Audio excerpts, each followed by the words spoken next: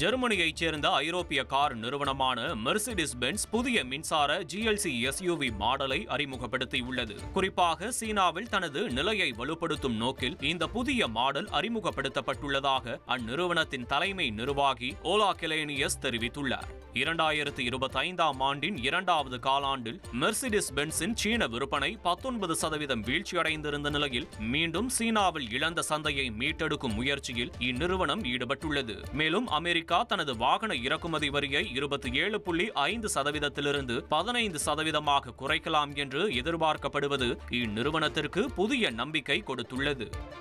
மகாராஷ்டிராவின் பல்வேறு பகுதிகளில் நடைபெற்ற விநாயகர் சிலை கரைப்பு நிகழ்வில் 9 பேர் உயிரிழந்துள்ளதாக தகவல் வெளியாகியுள்ளன.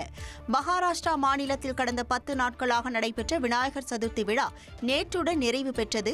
இந்த நிலையில் தானே, புனே, நாண்டேடு, நாசிக், ஜல்கான், வாஷிம், பால்கர் மற்றும் அமராவதி மாவட்டங்களில் விநாயகர் சிலை கரைப்பு நிகழ்வில் 9 பேர் உயிரிழந்ததோடு 12 பேர் காணாமல் போயுள்ளதாக அம்மாநில அதிகாரிகள் தெரிவித்துள்ளனர். இனி செல்லும் இடமெல்லாம் செய்தி.